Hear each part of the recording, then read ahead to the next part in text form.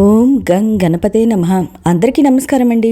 ఈరోజు వీడియోలో 2025 సంవత్సరంలో అక్టోబర్ నెలలో అనగా ఆశ్వీజ మాసంలో సంకటహర చతుర్థి ఏ రోజున వచ్చింది, ఈ రోజున వినాయకుడిని ఏ నామంతో పూజించాలి, పీఠం పేరేంటి, ఇంకా చంద్రోదయ సమయాలేంటి అనే అన్ని విషయాలు ఈ వీడియోలో తెలియజేస్తానండి. ఇంకా కొత్తగా ప్రారంభించే వాళ్ళు వ్రతాన్ని ఈ నెల ప్రారంభించవచ్చు అనే విషయాలు కూడా తెలియజేస్తాను. మానవులను కష్టాల నుండి గట్టెక్కించే వ్రతం సంకటహర చతుర్థి వ్రతం. ప్రతి నెల కృష్ణపక్షం చతుర్థి నాడు ఈ సంకటహర చతుర్థి వ్రతం అయితే చేసుకుంటామండి. ఒకవేళ సంకటహర చతుర్థి మంగళవారం కానీ రోజున వస్తే దాన్ని అంగారక సంకటహర చతుర్థి అని అంటాం. ఇలా రావడం చాలా విశేషమైందండి. గణపతికి అత్యంత ప్రీతిపాత్రమైన తిథుల్లో ప్రధానమైనది చవితి తిథి. అయితే ఈ 2025 సంవత్సరంలో అక్టోబర్ నెలలో అనగా ఆశ్వీజ మాసంలో చవితి తిథి ఎప్పటి నుండి ప్రారంభమైందో, సంకటహర చతుర్థి వ్రతం ఏ రోజు ఆచరించాలో ఇప్పుడైతే తెలుసుకుందాము.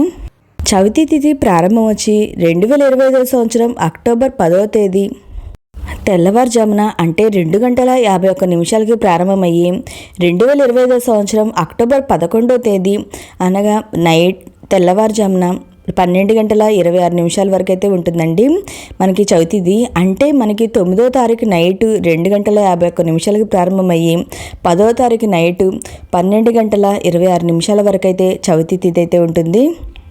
చంద్రోదయ సమయానికి చవితి తిథి ఏ రోజునైతే ఉంటుందో ఆ రోజున మనం సంకటహర చతుర్థి వ్రతాన్ని అయితే ఆచరించాలి. దీని ప్రకారం మనం సంకటహర చతుర్థి వ్రతాన్ని ఆచరించవలసిన తేదీ వచ్చి 2025 సంవత్సరం అక్టోబర్ 10వ తేదీ అనగా శుక్రవారం రోజున.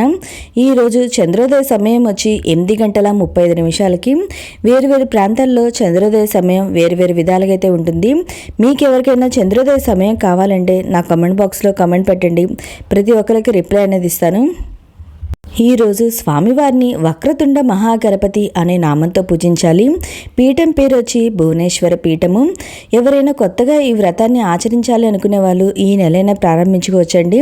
చాలా మంచిది. మనం ఇలా 3 నెలలు కానీ 5 నెలలు కానీ 9 నెలలు కానీ ఒక సంకల్పం తీసుకొని ఆ స్వామివారి దగ్గర ముడుపు కట్టుకొని ఈ వ్రతం అయితే ఆచరించవచ్చు.